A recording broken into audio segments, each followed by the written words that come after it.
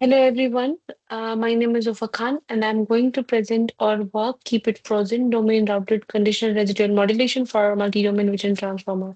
So the main idea of this work is to adapt a vision transformer to different domains such as medical and natural images while keeping the main backbone completely frozen.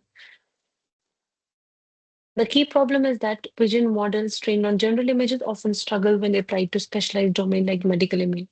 So fully fine-tuning the backbone is expensive and can cause catastrophic forgetting where the model loses useful general knowledge. So the question is, can we adapt a vision transformer across multiple domains without changing its backbone? The answer is our architecture, which we will discuss in the latest slides, DCRM, VIT.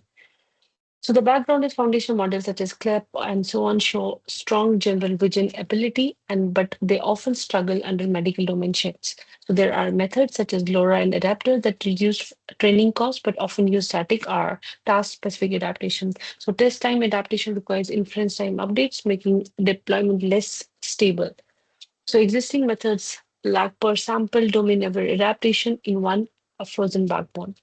So the main contribution of our work, we introduced DCR VIT, a unified frozen backbone framework for medical and natural images, propose per sample domain aware adaptation for each image input, and develop a domain router to estimate the domain context, use a residual modulation RMB modules to adapt features without updating the VIT backbone, achieve stronger results on classification, segmentation, and cross-domain as well, validate across ultrasound, CT, MRI, and natural images as well.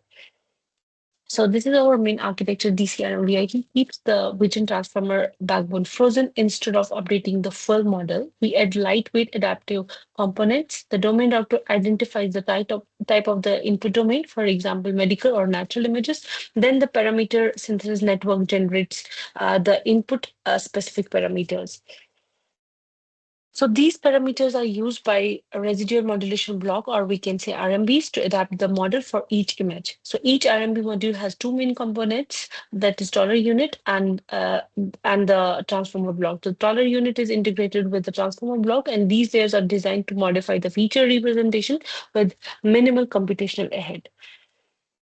So to train the model, we use bi-level meta-learning strategy. The outer loop learns the domain level knowledge, including the domain router and the parameter initialization. The inner loop performs task level adaptation using the lightweight RMB parameter. So this separation is important because it reduces the conflicting updates between domain learning and the task learning. As a result, the model can adapt more cleanly across different data sets and different domains as well. So this is the results, and it shows the important point is that the performance is achieved with only 3.3 million trainable parameters, while the backbone remains frozen, and it achieves higher performance on different datasets. And this means DCR VIT is both accurate as well as efficient as well.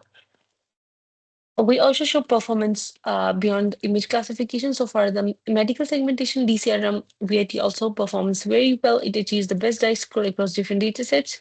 We also evaluate the cross-domain transfer. So DCRM VIT improves the performance when transferring from medical to natural or vice versa. So this shows that our method is not only good for one domain, but can generalize across a very different domains as well. These are some ablations, like which parts are important. The most critical component is the residual modulation block. When RMB is removed, performance drops significantly, especially on some FPU S23 dataset. We also find that the domain router and bi-level meta-learning are both necessary for stronger performance. In terms of the efficiency, DCRMVIT is the fastest method that tests on these image samples. So for the to conclude our work, so DCR and VIT shows that we can adapt vision transformers across different domains while keeping the backbone frozen. So the method avoids the catastrophic forgetting, provides input-specific adaptation, and achieves state-of-art results across both classification and segmentation tasks. Overall, DCR and VIT is very strong, practical solution for multi-domain adaptation. Thank you so much. If you have any questions, please reach out to me on this email. Thank you so much.